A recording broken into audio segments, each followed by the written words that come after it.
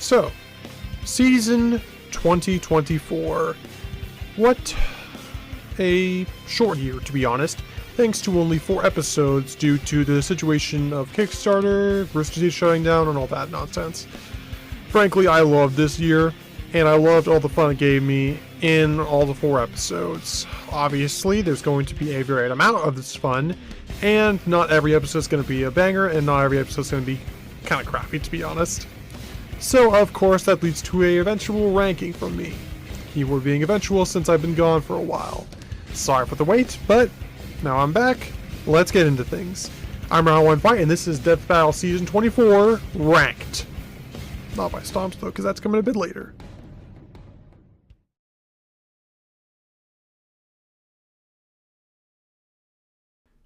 Starting out with the premiere, this one was pretty good, but ultimately not my cup of tea compared to the others.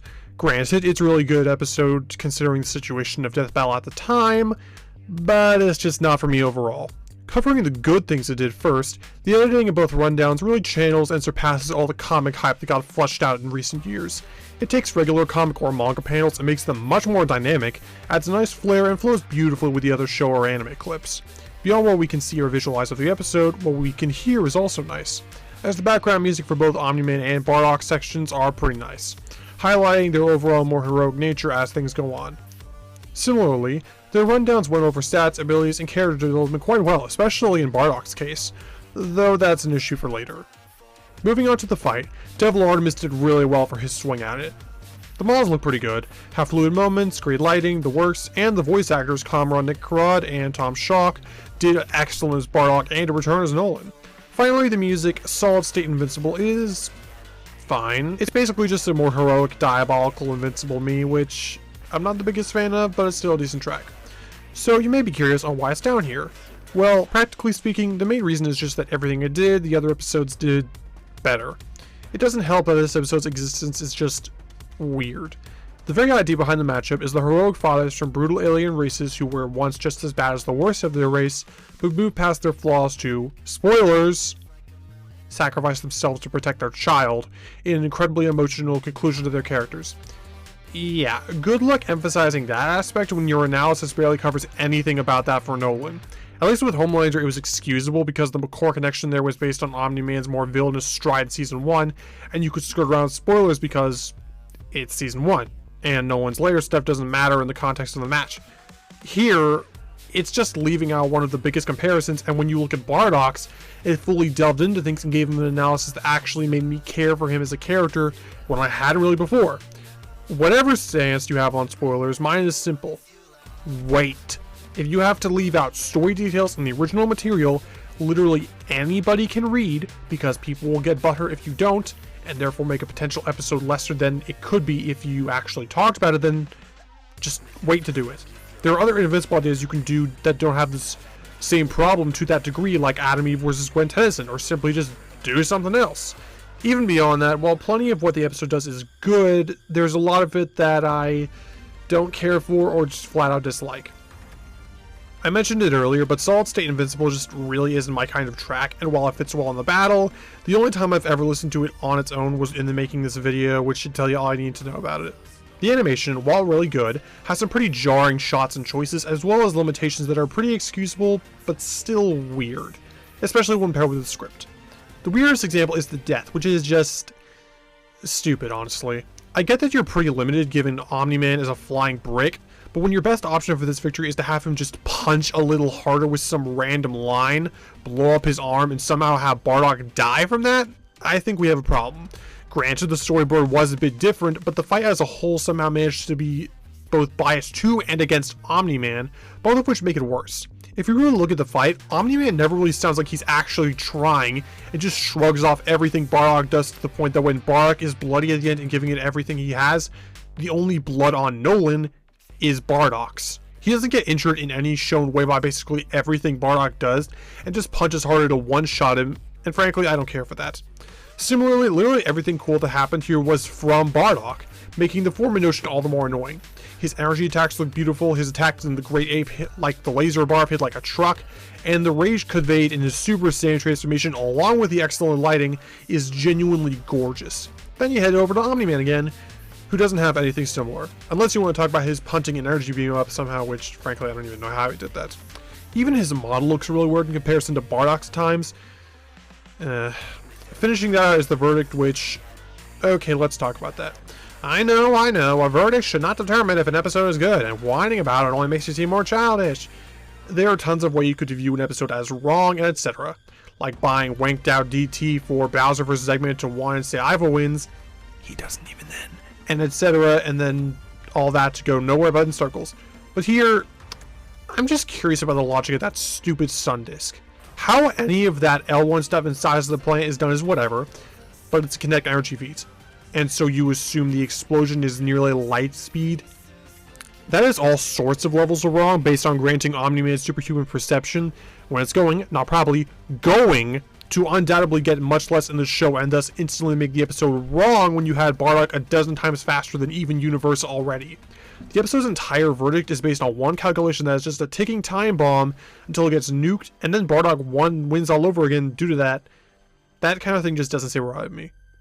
And when combined with everything else that I don't outright like, either just find fine or outright not care for, there's no other place to root besides here.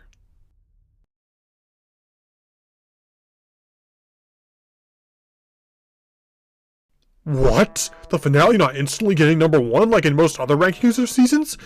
Seems a little sus, don't you think? I jest. In all seriousness, I did actually float around a bit on whether Joker vs. Giorno was better or this was, but after rewatching both, I gotta put it at third. It's not really bad by any means. Heck, it'd probably be in the top halves of other top tier seasons like season 10 or 9. But when the competition is, well, you already know what it is, it's not a contest. Starting off, both Sussus Among Us and John Fall Guys analysis segments were really fun. They got over the basics of both their game stories and makeup rather well, especially with all the wacky crossovers in it and implementing of how unapologetically crazy these games get, making an all-around hilarious time with all the memes and whatnot. There's not much I particularly liked beyond those, it was just solid. The fight then will be the main cake for a higher ranking, and it did a lot with what it was given. It managed to put the best parts of both games / characters to play, with pretty funny interpretations from Among Us and Fall Guys each. Beyond the maps and game mechanics, the main items and techniques they used, like the Crew Guy's tablet for completing a task or the Fall Guys using their punch boxes, were all really fun. After that, we get the Red Imposter versus the Pink Fall Guy, and from there on, it's all uphill. Not only do we get plenty of references to Larry's animation way back when, but several more hilarious moments, like the imposter literally stabbing himself to make sure his knife actually works, which I've yet to see a reaction where someone doesn't laugh at that, or when Pink Guy channels his inner Will Smith. After that, we get all of their crossover nonsense, which not only flows well and escalates the fight, but it is animated beautifully. I haven't talked about it much, but the animation here is basically perfect. I can't really think of any jank or errors, and all the sprite / hand-drawn parts look immaculate. Even stuff like slicing plants in half or the crossover sword clash look beautiful, and it really highlights the imposter's everything, with the Fall Guys being pretty funny in response. Behind it all is Sussy Beans. Yes, that's the actual track name, which fits well enough and is pretty catchy too. With all that good, the main issue I have is it is basically just that. Good. Beyond that, all of it is well and fine, but nothing really sticks out to me after a rewatch. Sure, the Fall Guys come back, weirdly brutal victory and immediate Fortnite dance were hilarious, but outside of that and the crossover items, it's just average to me in comparison and enjoyment. The music, while catchy in the Fall Guys coded parts and the latter parts of the battle, is one of those where it headed to several other areas during the music which I mentioned aren't exactly my cup of tea in past episodes like Ocean Man from SpongeBob vs. Aquaman, especially when I like certain parts of that track more. In Ocean Man's example, I loved the surf style parts but didn't care much for when it deviated due to fight context, like when Aquaman was having his sad and happy moments. When I'm listening to a funky death battle track, or music in general, I prefer to get engrossed in it, and these types break my enjoyment. Beyond that, I just don't really like any of it to the degree of the first and second best. Nothing personal, it's just not as good, even though it is still really good. Among Us!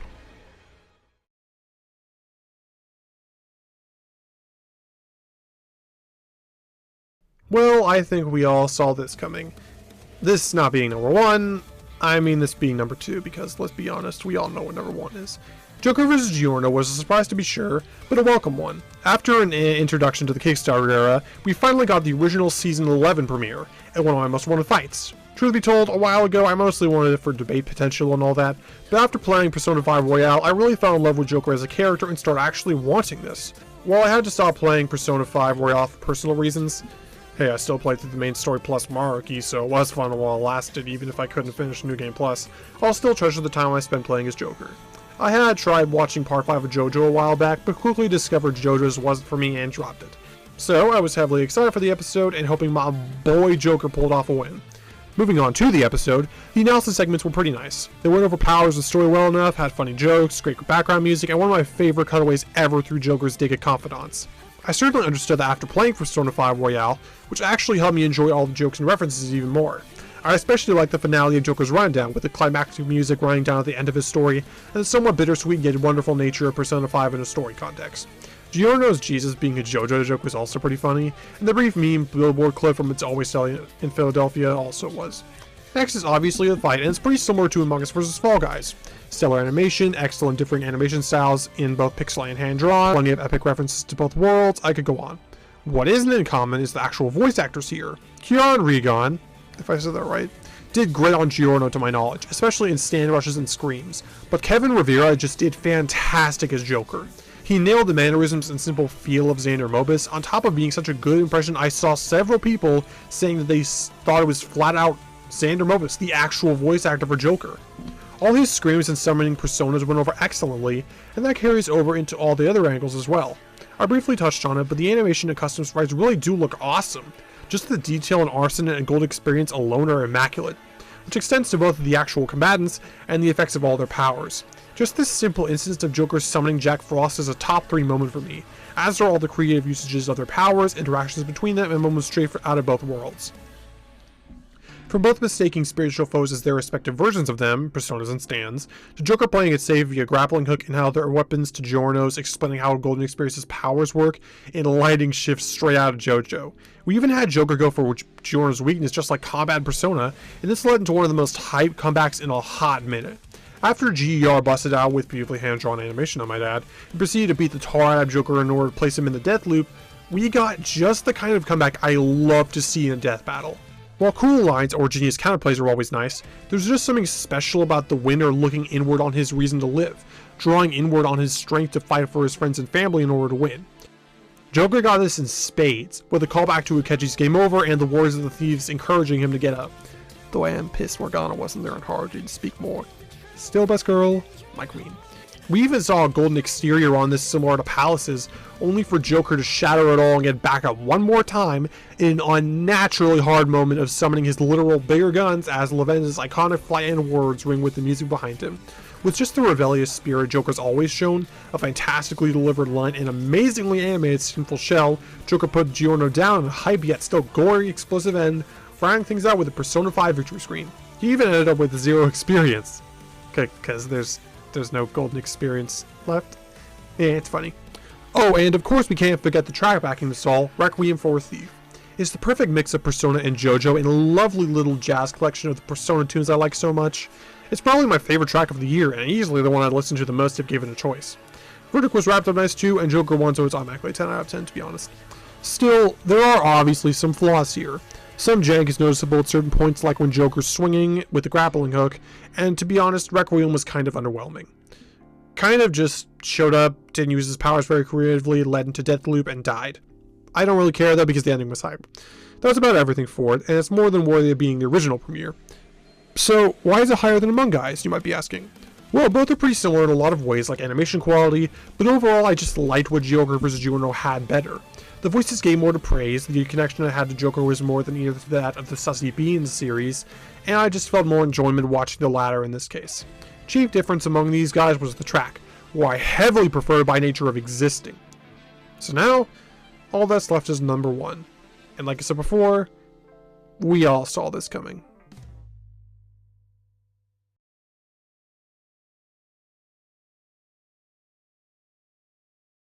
Well. Who could have predicted this? Look, we all know it's easily the best, but I'm gonna yap about it anyways. Bowser vs. Eggman, like most people, was one of my soft most wanted fights, as I had grown up playing both Mario and Sonic. So it's no surprise I wanted the biggest, baddest bosses of both worlds to throw down. Once it got announced for the new era of Death Battle, the hype levels only increased, and especially once we got more details on the context of how long it took to make, or how much Morrow put the work into it. After seeing bits and pieces of it all, we finally got it in all its glory. And what else can I say? This episode is, without question, the greatest Death Battle has ever made, and factually the best of the year. Where to even begin? Both Bowser and Eggman's rundowns were nothing short of amazing in quite literally every category. They had perfect editing, courtesy of DJ being insane in the kindest possible way, great writing, and somehow spun several decades of multiple characters and armies into a conclusive and well-flowing analysis that got literally everything down to a T.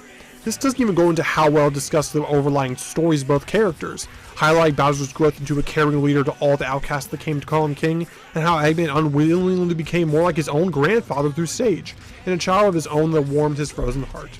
You know you're doing something right when you can make Eggman of all people seem sympathetic. I could go further, with funny jokes, great and dynamic background music, or any of the other perfection in their analysis segments. But we are all here to hear me gush about the fight, so let's go!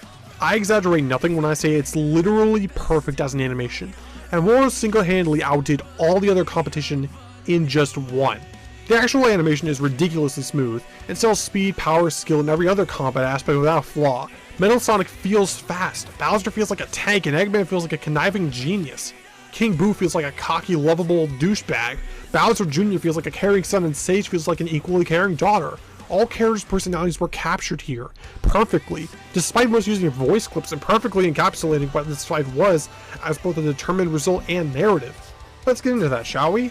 Eggman set up Bowser's wedding to a fake Peach, complete with everything just like the Mario movie, just to pull it out from under Bowser's feet and troll him. Not only did this get everybody on Bowser's side onto the playing field, but perfectly highlight what a cheeky prick Eggman is. From here, we get the animation in its unbridled glory, with an unnatural amount of soldiers, ships, powers, weapons, and oh, so much more.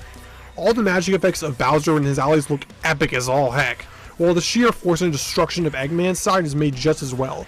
The Egg Dragoon fell just like the actual boss fight, down to how it was shot, all of it. I'm kind of just rambling about stuff I like right now, so let's stick to the concrete aspects, to help narrow down the best ones. In voice acting, both Zach Watkins and Arthur Romero did phenomenal as Bowser and Eggman, selling their mannerisms and just generally being a great impression. Bowser got across the raw menace and badassery he's had for decades, and the voice in general is just really close to his actual speaking lines in games like Bowser's Inside Story. Eggman, not to be outdone, is the perfect mix of his 90s cartoon iterations and the voice of Eggman for like 20 years at this point, Mike Pollock. Bowser sells the anger, Eggman sells the cocky attitude, and they both get across the point of who they are as characters, which leads into one of the best aspects in how they showed off the winner.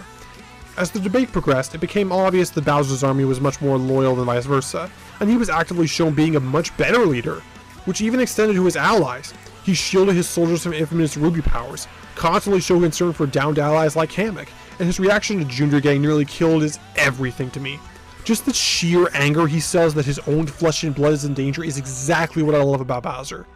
Beneath all the bravado and rage, he's still a good person when it matters most, and he'll be damned if anyone lays a hand on his family. This even extends to his army, who actually and purposely back him up much more than Eggman's does for him. Kamek helps Bowser take on Metal and multiple points for backup, his minions come to his aid in the final stand, and Junior jumps in front of Metal Sonic to save his dad. Bowser trumps all of this though, when he outright jumps in front of Eggman's My Super Laser Piss! to save his troops in a legitimate sacrifice play for the most part, which his troops repay for being implied to have put it back together, while Junior, having survived because he is the GOAT, proceeds to strip Eggman of all his options to counter. Eggman has similar notions yet entirely different, where his relationship with allies is much more strained and only Metal Sonic and Sage really help him, in the same way Bowser's family does for him. They hold similar moments where Metal kicks Eggman out of the way from Fury Bowser and saves his skin yet again as Super Neo, while Sage saves Eggman on several points and follows his commands to the end. Bowser's family and the love they shared ultimately prevailed, which is itself the most fascinating aspect of it all to me. Eggman is the epitome of control and taking away free will, wishing to rule everything and bend it to his will. Furthering that aspect, very few of his robots actually hold free will, and thus desert him much more clearly in the animation. Bowser's army though never needed to be controlled, as they all love and respect their king of their own free will. In the most fitting way possible, Eggman was defeated once and for all, and once again, by free will, and Bowser himself proved that love will always bypass control. Beyond that, I literally can't go into detail on the other stuff because it is all amazing. All the transformations carry unbelievable amounts of aura and weight behind them. All the hits feel meaty and speedy. The powers or weapons that go off are perfect. The animation has literally no errors. I could go on. It is legitimately so perfect that anything I could gush about already has been said. Like the track, Game Over.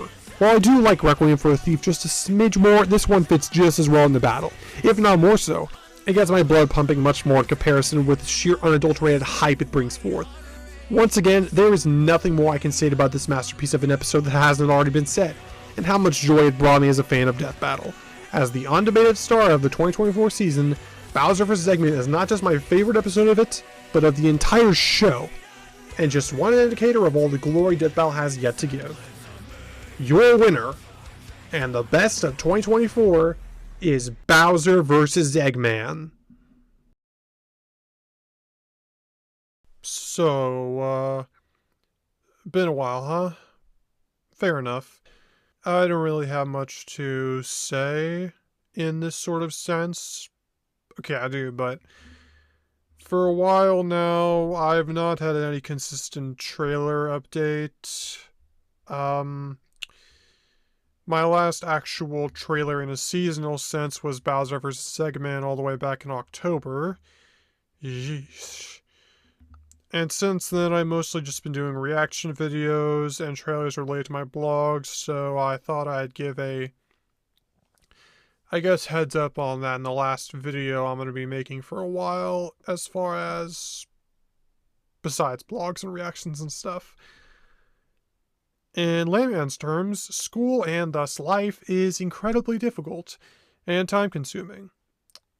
I have a lot on my plate right now: job, school, helping my family, yada yada yada, and other hobbies like blogs or just time away from Versus, which, believe me, I need to do a lot more of. But basically, after I finished Bowser vs. Eggman's trailer, it kind of hit me that taking trailers and making them is a lot of work in a consistent sense. Don't get me wrong, I like making them for seasons and stuff, but even despite how much I like making requests for people, it just takes too long and consumes too much time for me to consistently do it. I still make them for like trailers and blogs and requests from a few people I'm personally friends with.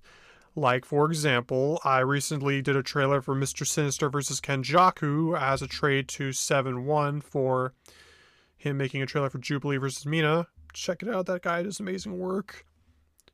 And other etc. like that, where even then I still don't make it at a consistent rate. They take a lot of time and more than I want to reasonably give it. Now, I'm obviously not going to stop making trailers because I still need them for my blogs, and I still am going to make them for episodes I'm particularly hyped about. Like, for example, I might make one for Tom vs. Wily. But until further notice, I'm probably not going to return to them in a seasonal format, mainly just because of how much time it consumes and how much I want to donate to hobbies that I still have interest in, like blogs, and stuff that actually matters more, like school. Aside from that, Ultron Sigma vs. Dark Han should be done soon, and etc. etc. Sorry about anybody hoping for my next season of trailers to come out, but I doubt I'm going to return to it anytime soon, if at all, and just do trailers whenever I feel like it, so I don't just get burned out of them entirely. And that's basically everything I had to say. TLDR, for people who just want to skip to the end and whatnot, I'm not going to be doing seasonal trailers for a while now, if I continue with them at all. And mostly just do trailers from now on ideas I'm hyped for, trades with other people who can make trailers about some of my most wanted as well. Or just for episodes I'm particularly excited about, like Wily vs. Tom, which I'll probably try to make a trailer on. Aside from that, Ultron Sigma vs. Dark Han should be out soon enough, and thanks for watching. Sorry this took so long. I'll see y'all when I see you, and thank you for watching. God bless.